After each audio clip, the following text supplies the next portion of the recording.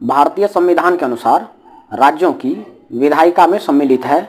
Option A Vidhan Parishad एवं राज्यपाल, विधानसभा एवं विधान परिषद, विधानसभा एवं राज्यपाल, राज्यपाल, विधानसभा एवं विधान परिषद, जहां इसका अस्तित्व है। सही उत्तर है ई, सी और डी दोनों ही किसी भी राज्य के विधायिका में सम्मिलित होते हैं उस राज्य के राज्यपाल, विधानसभा एवं विधान परिषद, और जिस राज्य में विधान परिषद नहीं होता है उसमें विधानसभा और राज्यपाल।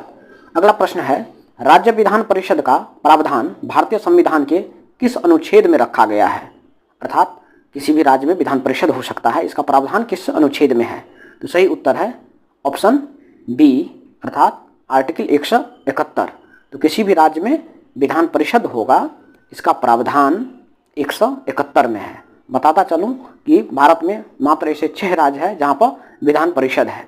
अगला प्रश्न है, निम्नलिखित में से किस विधायी सदन को समाप्त किया जा सकता है? अर्थात हमारे यहाँ 2 पार्लियामेंट में राज्यसभा लोकसभा और यहाँ नीचे 2 मतलब राज्यों में एक विधानसभा और एक विधान परिषद होता है। कहा जाता है जो इसमें पूछा जा रहा है जो किस सदन को समाप्त किया जा सकता है सदा सदा के लिए, तो वो है विधान परिषद।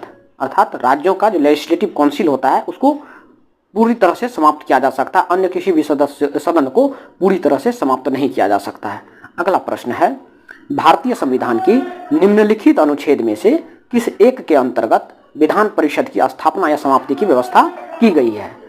बताता चलूं जो हमारे यहाँ भारतवर्ष में सिर्फ 6 राज्यों में विधान परिषद की व्यवस्था है और अन्य राज्यों में भी किया जा सकता है या इन 6 राज्यों में से किसी का भी हटाया भी जा सकता है विधान परिषद को।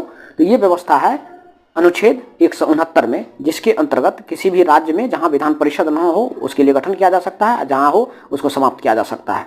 अगला प्रश्न है, राज्य विधान परिषद के सदस्य निम्नलिखित में से किस श्रेणी से नहीं चुने जाते हैं? राज्य विधानसभा में सदस्यों का चुनाव विभिन्न श्रेणियों से किया जाता है, जिसमें स्थानीय निकाय, पंचायत के सदस्य, म्युनिसिपैलिटी कॉर्पोरेशन से वो लोग आते हैं, शिक्षक इसका भी नियुक्ति होता है, स्नातक स्तर के भी लोगों का नियुक्ति होता है, लेकिन उद्योगपतियों का कोई नियुक्ति नहीं होता है या उनका चुनाव नहीं होता है। तो सही उत्तर है ऑप्शन डी।